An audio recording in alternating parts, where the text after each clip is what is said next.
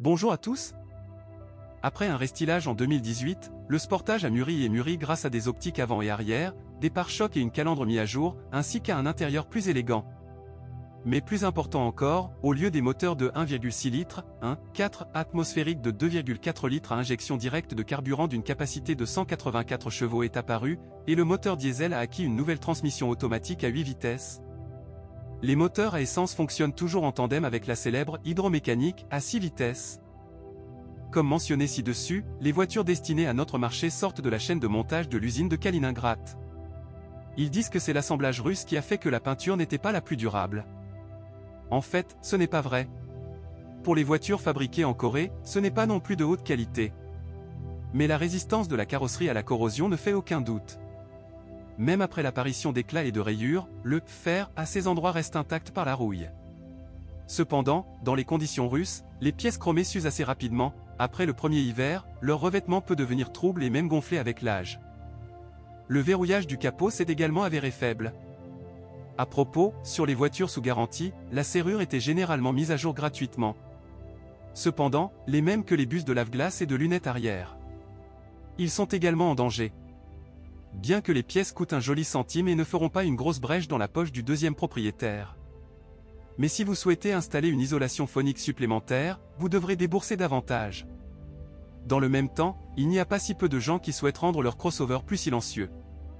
Bien que, à mon avis, même dans la version standard, la voiture ne puisse pas être qualifiée de trop bruyante. Mais l'équipement intérieur peut nécessiter une attention particulière.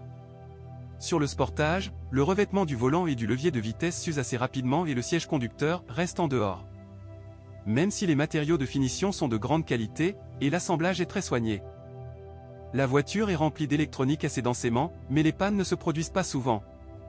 Avec cela, le Kia Sportage va tout à fait bien. Les propriétaires se plaignent souvent de griller périodiquement les ampoules des feux de croisement et des antibrouillards. Ils sont généralement changés environ une fois par an. Il faut dire que le plastique transparent de l'optique de la tête s'use et se trouble assez vite. Au début, le polissage aide, mais ensuite les phares deviennent de plus en plus aveugles. Par conséquent, de nombreux propriétaires réservent avant tout les blocs optiques ou même la carrosserie entière. Parfois, des dysfonctionnements surviennent dans le fonctionnement du système de verrouillage centralisé, des vitres électriques et du système multimédia. Après modernisation en 2018, la gamme de moteurs essence se compose de 4 atmosphériques d'un volume de 2,0 litres, 150 chevaux, et 2,4 litres, 184 chevaux, a priori réputés fiables et durables. Bien qu'auparavant, le moteur de 2 litres souffrait d'éraflures du groupe cylindre-piston. Cela se produisait généralement pour deux raisons, en raison d'un niveau d'huile insuffisant et d'une défaillance du catalyseur. Avec la première raison, tout est plus ou moins clair. En raison du faible niveau de lubrifiant liquide, un manque d'huile se produit. Dans ce cas, les pistons se déplacent à sec le long des cylindres, laissant des traces sur leurs parois. Par conséquent, prenez pour règle de surveiller régulièrement la quantité d'huile dans le moteur. Si cela reste toujours dans les limites normales, de tels problèmes ne se produiront jamais. C'est une toute autre affaire si le neutralisant tombe en panne. Dès que nous avons senti que quelque chose n'allait pas, le moteur a soudainement commencé à prendre de la vitesse paresseusement, s'est franchement émoussé, a eu du mal à démarrer et a dû être envoyé de toute urgence au service pour un remplacement.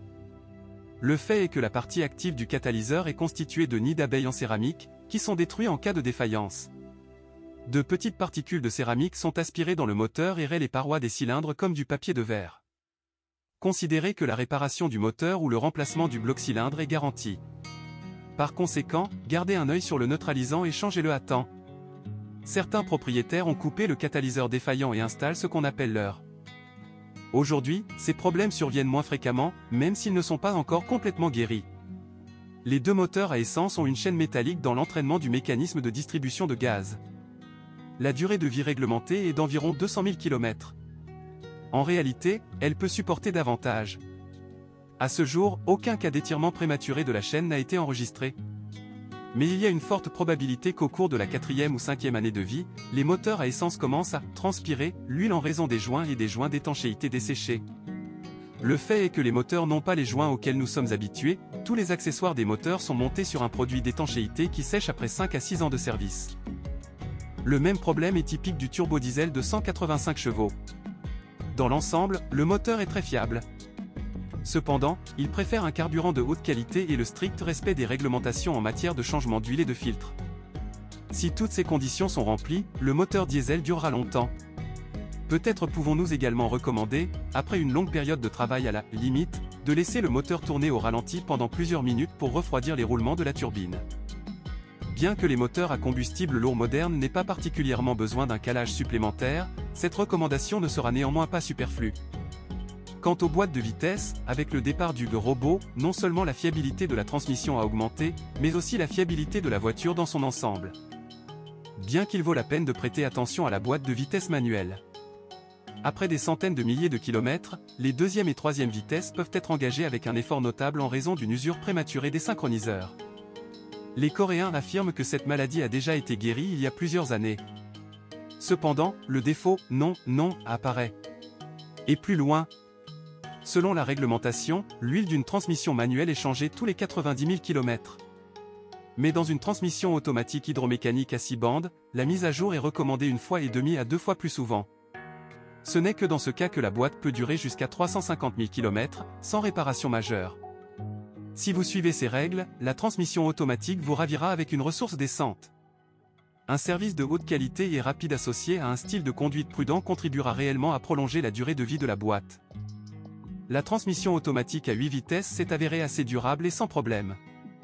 Un entretien opportun après 60 000 km avec une huile de haute qualité, ainsi qu'un style de conduite mesuré, sont également importants pour lui.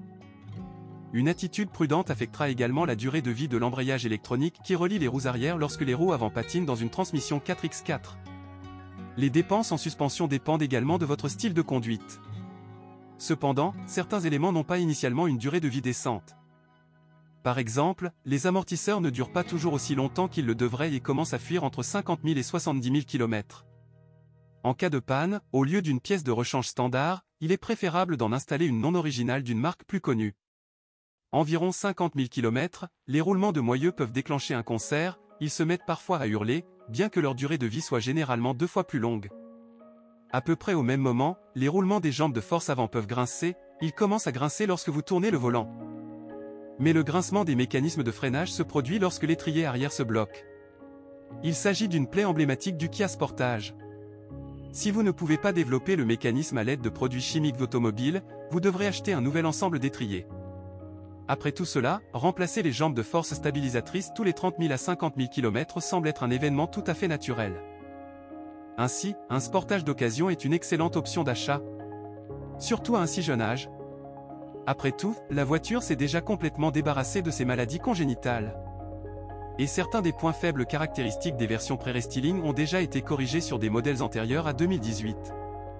De plus, les modifications problématiques avec une boîte de vitesse robotisée DCT et un moteur turbo de 1,6 litres développant 177 chevaux ont tout simplement disparu des spécifications du crossover. Si vous possédez ou aviez un tel modèle, partagez des informations sur ce qu'il casse et comment dans les commentaires.